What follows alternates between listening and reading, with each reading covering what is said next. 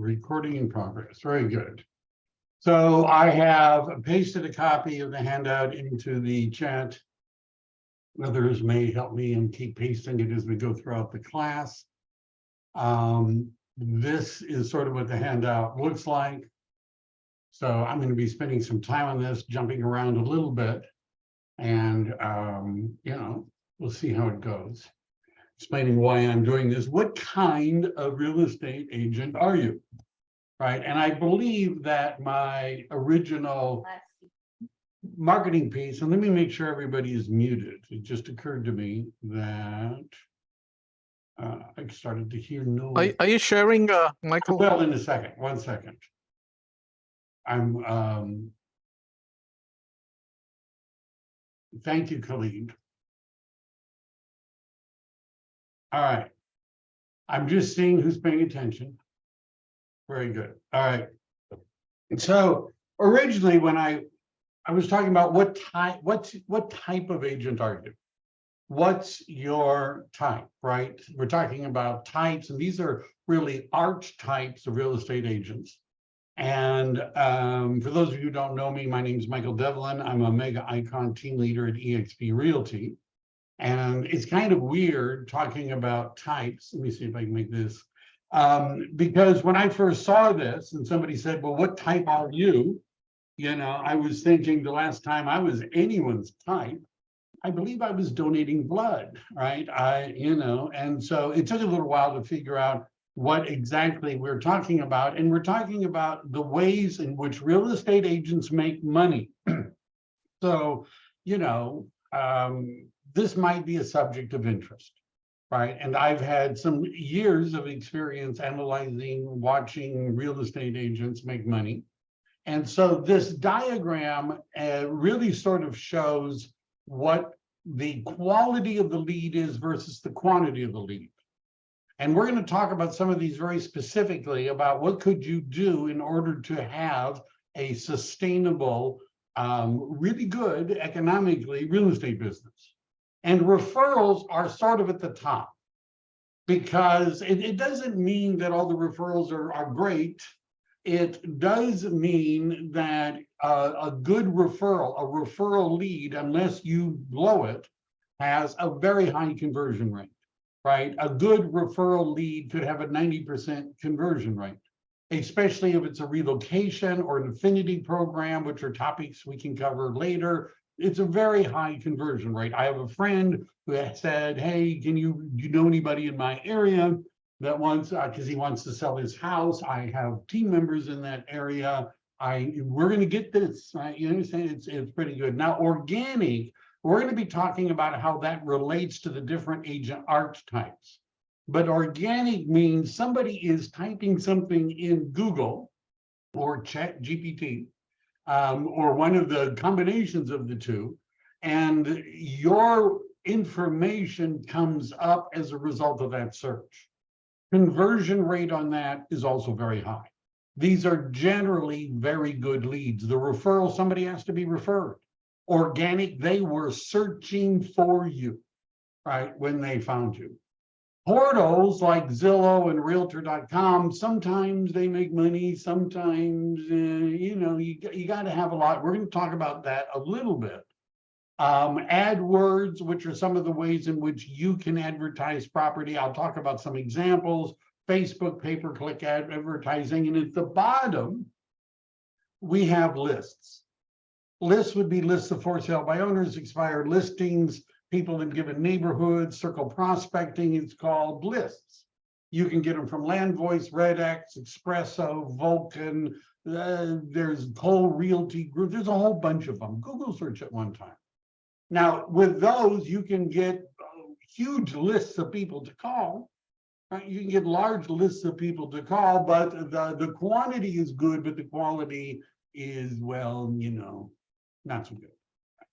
Now, I like to talk, I don't know why I've never fixed that, but this is somewhat related to the different archetypes. I'm a coach in addition, and in all of the coaching certifications and classes, They want to know your personality assessment, and they want you to understand how to assess people's personalities. Now, understanding what's called the DISC profile can be very valuable to you when you're dealing with clients, because we've all heard the line, treat other people the way you want to be treated. That's not always good advice, because if I'm a high D and you're a high S, the way I want to be treated is not the way you want to be treated. And so understanding this not only gives us insight into the client's personalities, but also maybe our own when it comes to developing a plan for us to generate business. And you can see we're going to be talking about two different quadrants today. This is the first quadrant. And you see there's that horizontal line, agents that are above that line, that are in the D or the I categories, generally want to go get the real estate business for themselves. They want to go get it. And those below the line, the C's and the S, would rather the business came to them. It's a personality thing. Between the left and the right groups, the D's and the C's on the left are not particularly relationship oriented, right? They don't care if it's face to face, as long as it works. On the right-hand side, the I's and the S's are much better face-to-face. So a high D, I have one next to me, made 700 phone calls last week. Why does she do that? It's the most efficient way to talk to the greatest number of people. Now, I have agents that would rather go door knocking than make calls, because it's kind of tough, right? We'll get into that. They would rather go door knocking, because at least if they were door knocking, when somebody opened the door, they're face to face. Does everybody see where I'm going with this? Now, understanding your profile would maybe help you in determining which of the systems for getting business you want to employ. Those things we do easiest are the things we do best. And if you take one of the assessments, and there's a lot of free ones, right? If you take one of the assessments, everybody has all four styles, but there's usually one or two that are dominant. And although you could do anything, it's sometimes easier to do those things that come more naturally. So let me see, that's not right. Go away. All right. There we go. So what are these archetypes and why do we care? I'm not the only one that thought of this, that has heard about this and has thought, and this is the thing. In real estate, there's new ways of getting business all the time. I'm going to show you a document that I have that has a list. There's a really long list. There's always another squirrel to chase. There's always a new platform, right? They come and they go. Somebody has a new system. And what I've watched over the time that I've been in real estate is sometimes real estate brokerages will purchase, adopt one of these systems, and then after a while, it just like nothing happens, right? It falls on its legs. How many, some of you are more experienced than others, but if you're experienced, you don't have to actually, raise your hand. But how many of you have ever purchased one of these programs that, you never really did anything, never really did anything? And so why do agents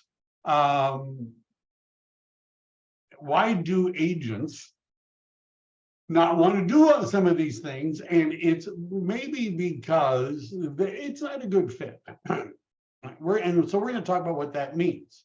Now, here are the four types of real estate agents. And really what this is a taking a look at how real estate agents make money. And generally speaking, real estate agents make money one of four ways. They can be, and I'm going to start with number one. Which one of those four do you think is number one? Is it the prospector, the converter, the networker, or the marketer? Which is number one? And the answer is the networker. Why would I say that? Sellers, about 66% of the time, according to the National Association of Realtors 2022 survey of buyers and sellers, 66% of the time, sellers listed their home with somebody that was referred to them or someone that they had worked with before. 66% of the time. 38% of the time, the buyers bought a house with an agent that was referred to them. This is by far the top group for how real estate agents get clients, the networker, right? Then there's the prospector. The prospector is the cold caller, the door knocker. By the way, I've been in real estate a little while, and for decades, those were the only two, right? There were only two ways that real estate agents were primarily getting business. Number one, they were talking to the people they knew. And number two, they were cold calling people, door knocking. That's why when you're talking to an older, grizzled, real estate agent, and they'll say, you got to make calls for sale by owners, expired listings, go get them. Well, that's because that's what they were trained to do, because that was the only other thing they knew what to do. So since then, they've added the Converter, which is an internet-based marketing program. Do you realize we actually were able to sell real estate before the internet? No, it's just, I've had people say, well, what about the MLS? It was a book, and I get this confused look. And I said, it's like a blog, but people printed it out. I know it's a book, right? And marketing has been around, but what we're talking about is a little bit different. Now, warm and cold, direct and indirect. Which is better, a warm lead or a cold lead? Well, I guess. I've had people get their real estate license and get started in real estate, tell me that they don't want to talk to anyone they already know, right? Because they're new, they don't know anything, they don't want to bug their friends, and they don't want to talk to them and say they're going to be a secret agent, right? They want to get some transactions under the belt before they let their friends know they're doing real estate. Okay. You've just eliminated 40% of your potential clients. That's all, right off the bat. But warm versus cold, some people would prefer cold leads. Some agents don't have warm leads. They don't have a sphere of influence. They don't know anyone. Or the people they do know are, well, not necessarily good candidates. As I already see, some people prefer cold. Some people prefer warm. Direct versus indirect. Direct selling means we're going to contact them. Indirect, which is a way of getting people to contact us, right, rather than us contacting them. Right. We're going to talk more about these. So let's look at these archetypes. And what we're going to talk about is what do you really need and whether or not this fits and what's going on. So a networker, key practices and skills, we have to be networking. That means you have to go to networking events. You have to go where people are and meet them and all of that sort of stuff. It's about relationship building, getting to know people, following up with people, seeing them again. Many good networkers are involved in community events and involvement, and they donate time at nonprofits. Everyone you know, and pretty much everyone you meet, is a potential client, right? It's because they're going to be interested in buying or selling real estate, if not now, sometime in the future. If you meet them at any kind of an event, including a nonprofit, a community event, you're going to be meeting people that will be using real estate agents. And that's one way. For some people, if they spent a few hours at a nonprofit every week, they would get more leads than they do from internet lead generation. I'll give you, and you have to stay in touch with your sphere of influence and your network. You have to call them. Right, you have to email them twice a month, right? You ought to call them at least every 90 days. You ought to figure out when their birthday is and say something, right? You need to keep following up. So what you need if you're a networker is just a basic customer relationship management system. The one that we use at EXP, KV Core, is way more powerful than you need, but it'll do everything that you need. You don't need all the whistles and bells. I have agents saying to me, I can't learn campaigns. It's really difficult. And I don't know what a landing page versus a squeeze page. I mean, this is all confusing to me. If you're a networker, you don't need any of that stuff. You could use Google, right? I actually have a video on how to use Google as a real estate CRM. You could use Google. You need a marketing and touch system. 2 emails a month, send them, call them every 90 days or reach out to them on the birthday. You basically just need a business card website. For networkers, the most common reason somebody's going to go to your website that you've met is to get your phone number. Right? They're not going to, that's the most common reason. Right? You need to have a social media presence, which is something that is a growth area. I mean, it's becoming more important. And you need to have time, and you need to know people. This takes time. I've actually heard real estate brokers say things like, somebody says, well, I just moved to the area, I don't know anybody. What should I do? I want to get started in real estate. And they'll say, well, you got to go make some friends. Go make friends. They're going to start, if this is the only gig they got, is this is where they're going to, get their income to buy food, they're going to starve before they start selling real estate, right? Because that process can be a really long process if you don't already have a sphere of influence. One of the things I'm going to focus is on, if you want to make money quickly, what of the things we're going to go through that you could do? Well, one is you could work your sphere of influence. Right? That's one of the things that you could do that somebody might say, well, actually, yes, I'm interested in buying or selling a house. You don't need a super awesome website. You don't need landing pages and squeeze pages. That's what lead generation sites do. Now, the KV Core site that you get with EXP, it's a super awesome website, but you don't have to spend time on tricking out all of those things that you're not going to be using if you're just a networker. In fact, I'm going to do a class coming up maybe next week on how to configure your site and the CRM based upon which of these types you are. And by the way, if you're saying, well, I'm not with EXP, call me. I don't use KV Core. Sorry to hear that.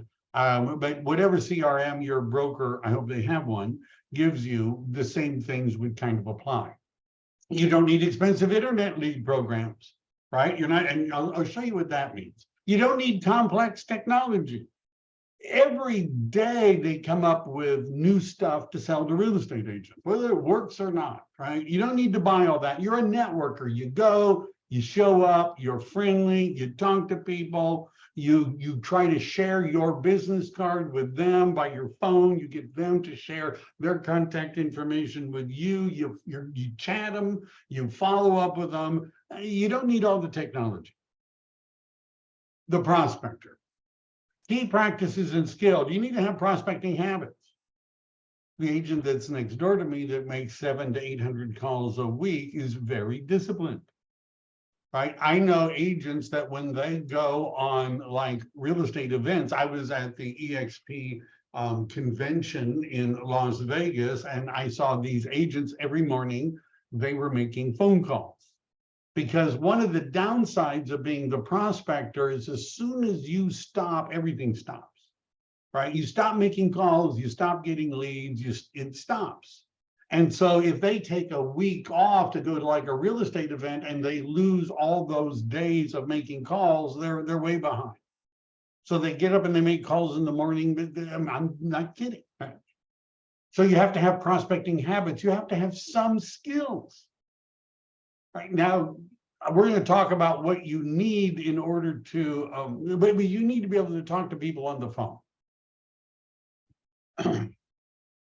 I saw a coach saying, a real estate coach, that as a new agent, what you want to do is you want to every day call one for sale by owner You ought to call one expired. You ought to call one person in your farm. You ought to call one person in your database. And you ought to do that every day. Do it. Now, I'm listening to this and thinking, well, that's sort of insane. Do you know how many phone calls you have to make in order to be good with an expired listing? And the answer is a lot. It's a lot. Because when a listing expires or a for sale by owner shows up, they get calls from lots of real estate agents. An agent I know that had her home on the market where it was canceled, which means expired, got 30 calls the first day, 28 calls the second day, and then it started to drop off. By the time over 100 agents had called them. Now, if I'm an expired listing or a for sale by owner, my scripts are getting pretty good. Because I'm practicing bantering with real estate agents every 15 minutes if I'm answering the phone, and you call one a day, you're never going to get good at it. Just not, right? And so it makes more sense to pick one and study it. Can you find videos on the internet of how to work expired listings? Can you find scripts on expired listings? Can you find how to overcome objections with expired listings? And you could practice, practice, practice, practice. Now, if you have some money, you can hire what's called an ISA, a inside sale, it's a telemarketer. And some of them are already experienced for sale by owners, expired listing callers. And they're good at it because they do it all the time. You need to be making like at least 20 of those calls a day in order to get good at it. And you say, I didn't. This isn't for everybody, right? You're saying, because it's kind of tough at the beginning because, people are upset. They're not all happy to hear from you. That's all. But you also have to be good at following up with people, right? With the skills to overcome objections. Just the changing of a few words in the script changes the conversion rate. You need to be able to have the phone skills to get appointments. And then when you got appointments, that's a whole nother thing, right? If you're calling for sale by owners and expireds, now the question is, what do you do when you get an appointment? And you have to have an organized follow-up system because people don't always right away do this. Again, not for everybody. I never was a prospector, right? I never called for sale by owners or expired listings. I did geographic farming and other things, but I never did that. Frankly, it was not my thing. I didn't like it. I didn't want to do it. I would rather go skiing with Gwyneth Paltrow than be a telemarketer. Some people will get that joke, not everybody. But anyhow, I'd rather go skiing with her than make phone calls.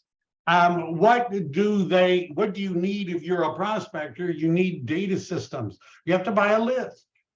For sale by owners, can you research it yourself? Yes, but it's not a volume system, right? So there's Vulcan expired, RedX, Realty, Land, there's a bunch of them.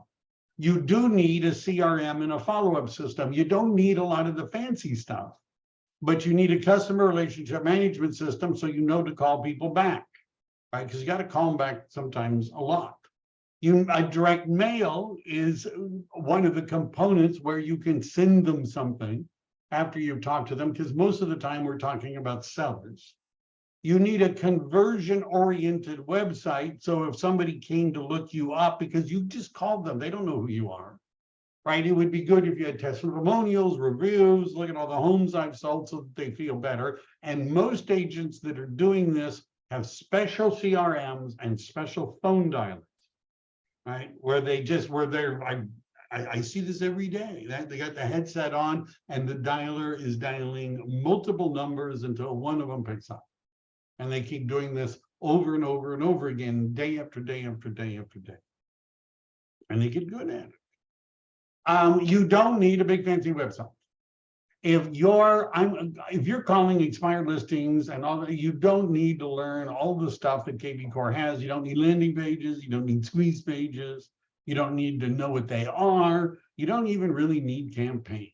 right? I'm going to be showing the people in my group how to send out stuff every month, twice, 2 emails a month, 2 emails a month, phone call once a quarter, do something on their birthday. You don't need social media. You're calling expired listing, right? You don't need social media. If you don't like social media and you say, well, give me a way of getting real estate business that doesn't involve social media, call people. You don't need a sophisticated online marketing strategy. You're just calling. Then there's the converter. And the reason we call this group, because it's based upon internet conversion, the converter, is because your ability to make money from this archetype, this type of agent, it's contingent upon your conversion rates and how good you are at converting. Key skills you need to be able to follow up and be responsive. I'm going to show you what that actually means. You need phone skills. Now, what we're talking about is internet lead generation, but at some point, people are going to want to talk to you and you're going to want to talk to them. And you need to know what to say so that you can get an appointment. You need to be able to follow up. And you need to have systems where you can measure the quality of and cost per lead. I'm going to give you some examples of why that's important. So the converter is also going to need a budget. How do you get all these leads flowing into your customer relationship management system? You pay for them. Now at EXP and KD Core, there's a thing called Marketplace where you can actually buy. We have a Make It Rain, we have Google Pay-Per-Click, we have Facebook advertising. There's a whole bunch of these, right? You could do Zillow and Realtor.com. I wouldn't recommend Realtor.com. You can buy all of these. There's Bold Leads and Tiger Leads, and there's a whole bunch of them. And what will happen is your email will start getting, in your phone, you'll start getting leads from the advertising. But you need a budget, and you need to also be able to design advertising or get somebody to do it for you that will get people to click. You need a lead generation website. When I'm talking to agents about KV Core and all the things you can do with it, this is the group. This is the group that needs to know that. And in fact, at EXP, we have for, I think it's like $25 a month, which is ridiculously cheap. You can also get a program called Chime. And if you Google search this, you're going to see Chime is one of the best internet lead generating customer relationship management programs for real estate, $25 a month. Check it out. It's like $1,200 a month if you're to just buy it. You need websites for lead generation. You need a follow-up system with your lead generation and customer relationship management system. You need a religious commitment to follow up. If you do that, you can get your conversion rate up to 3 to 4%. At the beginning, the conversion rate typically is 1%. So one of the challenges is you got to be quick. So let's say you're running ads about particular properties and you see your phone starts to, buzz, and it says that you just got another lead. How long do you have to call that person if they've given you a phone number? And the answer is about 5 minutes. And you can see that if you wait, that's this over, they didn't answer. What time will you call in time? Most internet leads go cold in 5 minutes. Right. So the ability to convert that lead, you can see plummets after 5 minutes. And that's because they're calling other agents too. Right. And if they call 1, 2, 3, 4, 5, because there's properties they're interested in, the first one who calls them back is talking to them. And then I say, oh, that's really great. Yes, I can find you information on that property. By the way, I assume when you were looking at this property, you saw other properties that you were interested in as well. Is that true? Yeah. Well, let me, since we're on the line, why don't you tell me what those are, and I'll do some research and I can show you all of them, right? You don't need to talk to all those agents. You just need me. Right? If I do that in the first 5 minutes, I get a much better chance of ending up with them as a client. Approximately 50% of all internet leads are not followed up with at all by the real estate agents. Some of you are probably shocked. There's 100-fold decrease among most after 30 minutes, right? If at that point, you might as well give it up. So the steps are: you receive leads, they come in, you call them, you wait to see if they call you back, and you try it again. Well, how often do you have to do that? A lot. So the average response time, this is from Eisenhower Consulting, which is, I'm just throwing it out, Brian Eisenhower's group. I borrowed, let's call it that, some of his elements. Average response time is 44 hours by real estate agents. 78%, this was done from a study that Realtor.com had done of the leads that went through their system. 78% of the sales went to the first agent that responded. Well, what happens if they don't answer? You keep calling them. How many times should you call them? Well, by the time you get to 9, there's a diminishing return. You call them. Average number of calls before the customer is ready to move forward is 6 to 8 calls. You know what the most common complaint, observation I get from real estate agents is there anything else I'm supposed to be doing?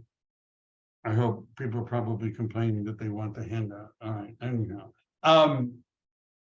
They say, well, I got the lead and I called the lead and they never called me back. And so I waited a couple of days and I called the lead again and they didn't call me back. And it's 3 times now I've called them and they didn't call me back. What's wrong? What am I doing wrong? Am I, well, you haven't done it enough. Right. And it also takes time. This comes from Market Leader, which is a large internet lead generation company. They have CRMs and stuff like that. And they were looking at what is the incubation period from when somebody starts, responding to internet leads until they actually buy a house at 6 to 24 months. One of the large teams that I know who spends a lot of money, I'll just say it that way, on internet lead generation, they track, because you need to know the software to do this, and they found that 40% of all the closings involved clients that had initially contacted them more than 1 year ago. 40% were from more than 1 year. So that's why that conversion rate at the beginning is 1%.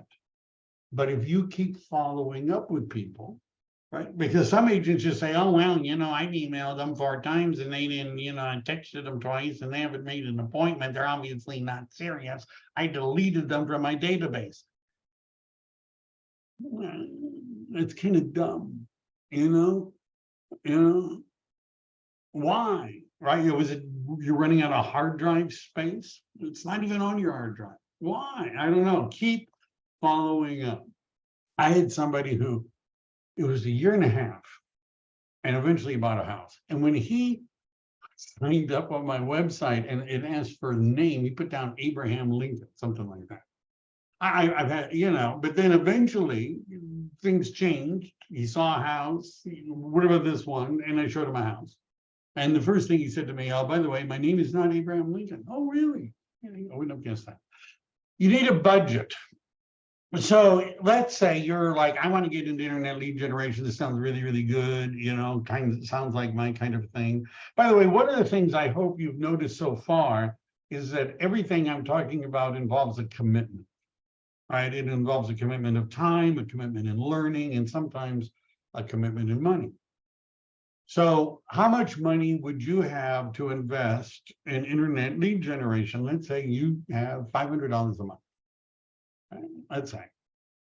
How much do leads cost in your area? That can vary a lot. Right? It could be as low as $20 to, way over $100. I am right now physically located in what you would have to call a very expensive zip code, or how about this county, right? Last month, Santa Clara County's average price of a single family home is close to $2 million average, right, for a large county. So when prices go up, cost to get an internet lead goes up because it's based upon advertising, and people will pay more. People, meaning real estate agents, will pay more for leads in $4 million neighborhoods than they will in $400,000 neighborhoods. Who'd have thought? But let's say we're just doing, you would need to do a little bit of research to get your own numbers. But let's say your budget is $500 a month and you're in an area where it costs $50 to get a lead. By the way, as a general rule of thumb, you need at least one real lead a day, right? I'm just saying, at least one lead a day to really get any traction. But anyhow, your conversion rate is 1% because you're new at this, right? You haven't practiced all the scripts, you haven't had hundreds of calls, and you're new, right? And 1% is the typical conversion rate when you're getting started. So you're going to have to get 100 leads at a 1% conversion rate to get one transaction. And at $50 a lead, that means it's going to cost you $5,000. And at $500 a month, it's going to take you 10 months. Now, I'm in an area where the average commission is over $20,000. I'm just saying, if but now, by the way, if you're saying, well, my average commission is only $5,000, in your market, it wouldn't cost you $50 to get a lead because people aren't bidding like they are crazy in my area. There's something you need to think about, right? Because if you just post up on social media to the people that you know on Facebook, it's just not going to happen. It's not going to happen. So what does the converter not need? The converter does not need a network or a sphere of influence. You could go, if you've got the systems down and know how to do this, you could relocate to another state, to another city, and just start it over again, right? Just say, okay, now I want to do Scottsdale, Arizona, and pretty soon you'd have leads. It's one of the advantages. You don't need a non-lead generation website. All of your websites are lead generation sites. That means landing pages, squeeze pages. They're all about capturing call to actions, capturing people's information. You don't need a bunch of content, right? All you're doing is you're offering people stuff, and you very quickly that you capture their information and contact them. You don't need content. You don't need all the other kinds of websites. What I mean by that, you don't need websites with lots of information on them. I'll show you some examples. Then there's the marketer. Now, this is an area where most real estate agents can, maybe improve. If you're an experienced agent and you're saying, well, I'm doing this and I'm doing that, my suggestion would be you would want to have a balanced system at some point and be doing all of them. Right. And marketing is something, a marketing agent is someone who can generate long-term business because you've developed expert knowledge about something.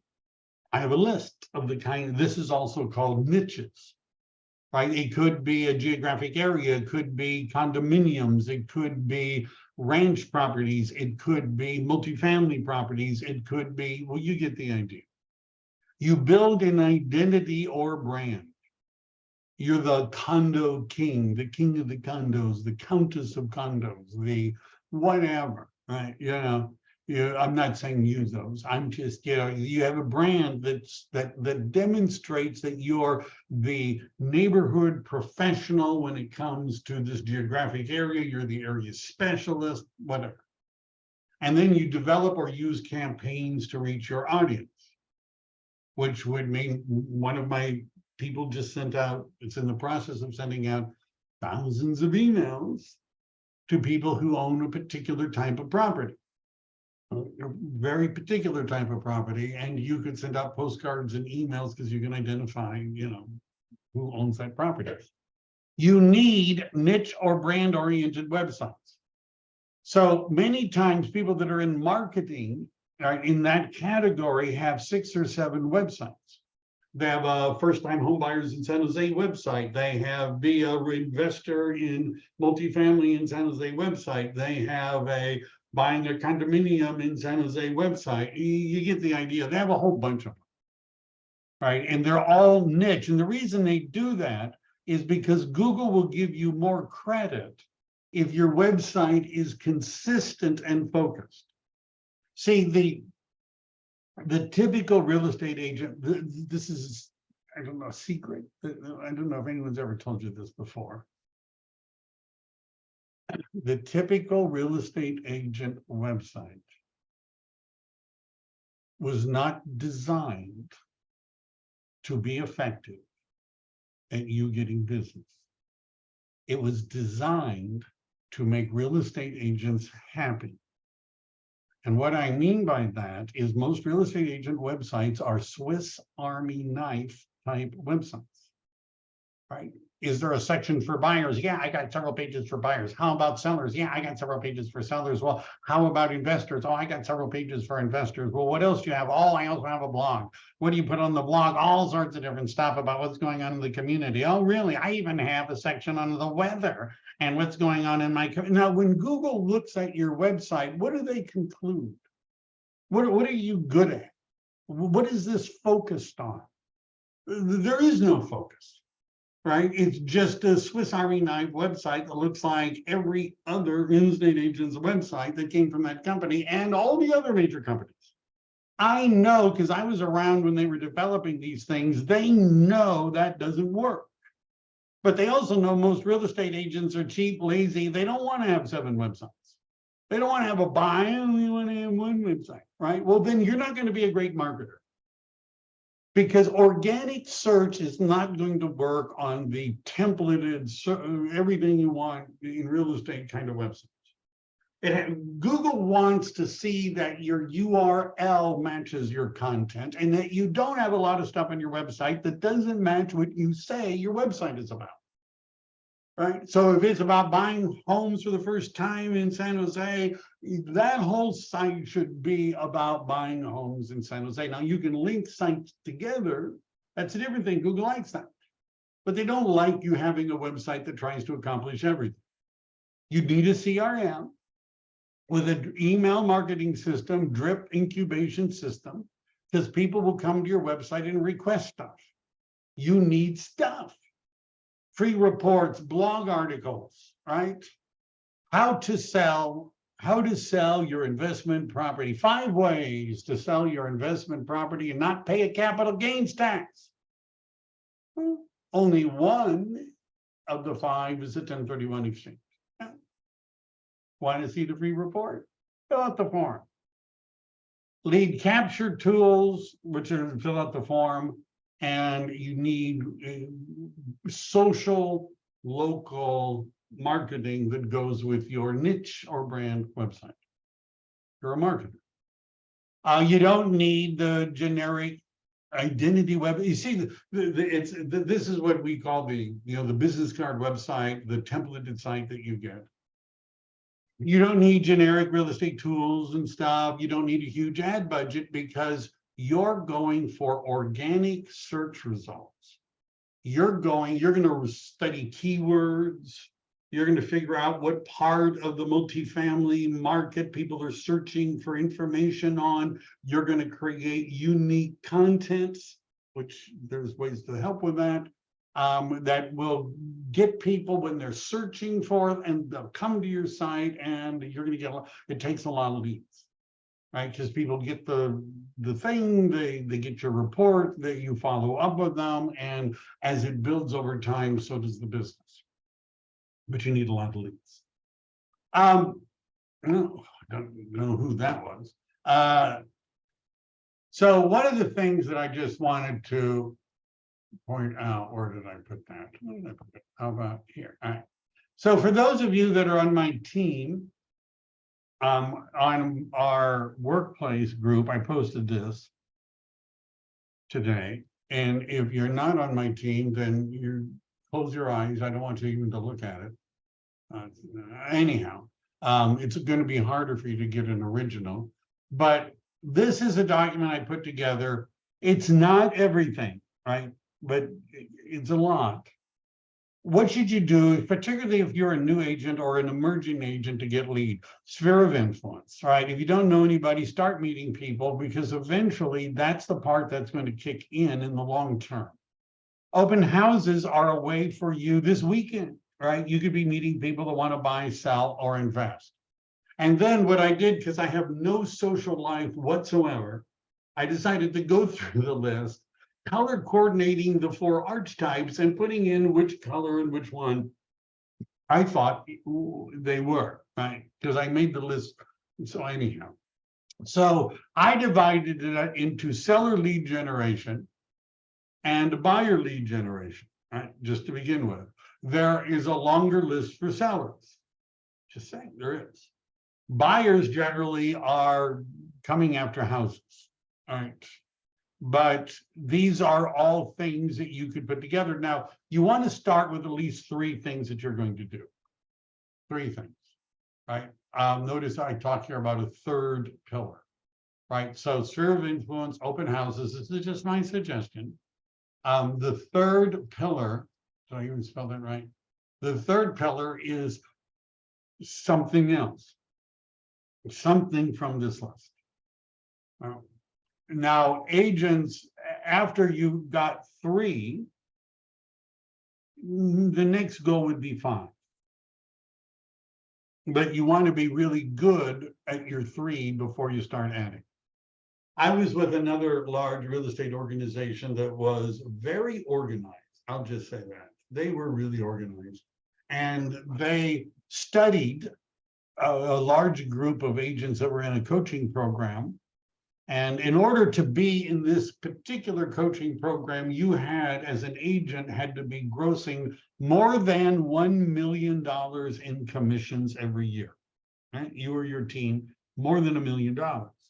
And they really studied what these agents were doing. And what they found was, on average, those agents had 12 different lead generation systems running at any one time, on average. However, also on average, 80% of all their business came from 3. They were doing 12, but most of their business came from 3 things. And what makes this more difficult is the length of the list. Because what a typical agent will do is say, well, I'm going to try expired listings. All right. Oh, that didn't go very well. Right, my first day, oh, that guy was mean to me. You know, he asked me if I showed the property when it was on the market. I said no, and he laughed and hung up. Right, he asked me if I had a buyer for the property right now. I said no, and he said find one, and then call me, and hung up. Right, you know, I don't want to do this anymore, so let me try for somebody else. Oh, that didn't work very well. Right, you understand? Nobody is doing enough to get good at any one of them. Right, and there's such a long list, it's easier to just say, well, I'm going to try farming now, right? I'll try that for a few weeks, and if it doesn't work, maybe I'll go back to cold calling, right? So it's sticking with it long enough to produce results. And the fact that there's so many choices means you could always be second guessing and saying, well, maybe I should be doing events, maybe I should get my relocation certification, maybe I should get my bank REO certification. I don't know, right? Now, I also put together a bunch of niches, which is the marketing quadrant. It could be a demographic niche. It could be a renters, first-time buyers, sellers, empty nesters, absentee owners. I don't think I even have them on the list, but there's that I should add it. But those are just, and some of them overlap with the ones on top. Don't give me a hard time. You can target the, I should probably change this to property. That didn't look good. To particular property type. So is it commercial, fixer uppers, luxury property, loft? You get the idea. You can target a particular location. There's lots of different ways of you creating a niche. Do you have another source of income? Do you have money? If you can get somebody to make calls or do the marketing, by the way, I'll show you. Why not? So some of these systems can be automated. I apparently have a few minutes to do this. So this is KV Core. KV Core is not owned by EXP. It's owned by a company called Inside Real Estate. New opt-out messaging, learn more. Okay, I'll bet. So it's, you could buy it even if you're not with EXP, but it's very expensive. One of the things that you're going to find is there's a marketplace and get seller leads. That sounds interesting. Get more leads, increase productivity. So get seller leads, social leads, Nosy Neighbor, which is a farming system. What else do we have here? Facebook advertising, Google display advertising. There's more, right? There's more. Google pay-per-click, Make It Rain. Constant Contact is just the program to send out stuff. Facebook, Google, there's a lot of stuff, right? And so what some agents do is they just say, well, I'm going to sign up for one of these systems and I'm going to let them run the ads and leads are going to show up and I'm going to follow up with them. And by the way, this system works very well. And for a couple of hundred, $250 to $300 a month, you can get 30 to 60 leads a month. The quality may vary, your mileage may vary. I don't really know. Notice they have something here called Lead Concierge. What lead, let's say you're like, well, you know, you scared me because you said I'm going to have to be really good on the phone in order to make an appointment. And I don't really have time to talk to lots of people on the phone or to study scripts or to be good at it. So I don't know. You can, on Lead Concierge, they will call the people for you. Right? They'll call them to set up an appointment for you. I don't do telemarketing. It's called inside sales. But at this moment, I believe, I have somebody making phone calls for me at this moment, but it's not me. I would rather do this than do that. And I also know they're very good at it. And I'm good at the appointment. So go get me appointments. Does everybody understand you have options? Right? Because there's already systems that are integrated with your system that if you wanted to do internet lead generation, you can find it here. All right. Any questions or thoughts? I haven't been seeing a lot of chatting. Only 28 participants. Probably everybody thought it was the same one I did last time. I don't know. Anything? Any thoughts? No?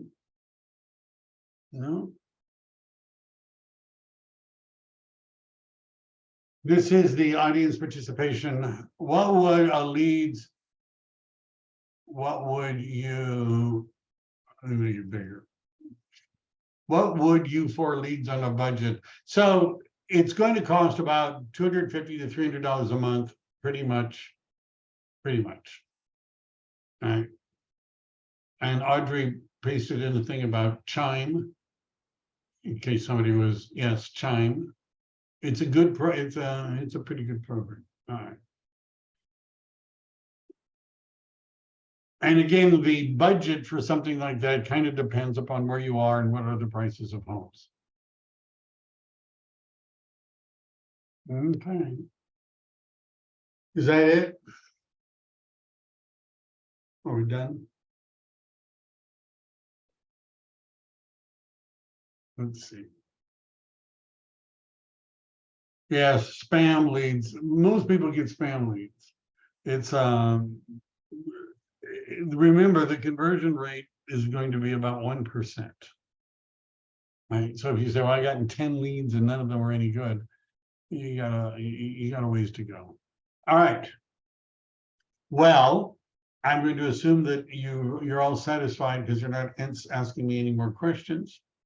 So do you have any suggestions for probate leads? All right. All right, I'll do it. So there are different companies. Venue Tech. First of all, you might be able to get them from your friendly title rep. I like Lynn Dang with Chicago Title, because I believe that the Title Toolbox might have probate leads. I know that Property Radar has probate leads and PropStream, and I also, there's a company called Venue Tech, which also does probate leads, and depending upon the county, sometimes it works and sometimes it doesn't. And that's because what they're attempting to do, the companies that sell the leads, is to interface with the county website and take all the data and sell them to real estate agents. And do you know what happens when they do that? They're called personal representatives, the executor, the administrator, and they get calls from hundreds of real estate agents. Isn't that shocking? So in order to protect them from being bombarded with real estate agent calls, like some of them just, you can't get the database electronically. You have to physically go to the, to the court, and you can they'll let you look at them, right? That sort of thing. It varies based upon county, how easy it is to get probate leads. And by the way, I've been a certified probate specialist. There's a guy at EXP that he and I went to college together, which means he's old too. And he's one of the leading probate guys. Every Friday he does when he's down in Beverly Hills. And there's two groups in the probate. There's what's called the personal representatives, which are the executors and the administrators. And then there are the estate planners, that group. That's a tough group to get in, right? Because they're mostly attorneys and things like that. And it's very difficult. They're not going to meet with you and listen to you. You ought to, give me all your leads. They're not going to do it, right? So that means the estate, the personal representatives, and they can't do anything for a long time. And sometimes this looks like a little weird because, what are you going to do? Somebody dies. I'm not going to do all my jokes about this. I'm sorry, I won't do it. But anyhow, you call them up and you say to the survivor, gee, sorry to hear about your loss. I bet you don't want to be ratting around in that big empty house by yourself, do you? Huh? Something like that, right? I'm kidding. But you understand, real estate agents come off that way. No matter how nicely you say it, somebody died and you're there, right? I can sell your house. And you don't even know if they want to. So the process for working, there's a certification program for probate. If you're at EXP, you're going to see there's a program for probates. You might want to check it out. It requires an investment in time. It's not easy necessarily. None of this is easy, right? And sometimes it's easier to get the leads or not. And getting the lead, you have to be careful. Divorces is another one, right? You're calling people up and saying, "Hey, I hear you're getting divorced." You understand, this is sort of, we kind of look like vultures, but then I've done a lot of probates, and I've done a lot of divorces. So and by the way, that would be a niche. You could say that you work with probate, right? That could be a marketing niche, assuming you learned how to work with probate. It could be working with I actually marketed for a while that I was a divorce specialist, not because I personally have been divorced that many times, but because I'd worked with so many divorcing couples. Anyhow, those are suggestions. All right, was that good enough for you guys? Anyone want Yes, thank you. All right, everybody, have a great day. See you next week. Bye.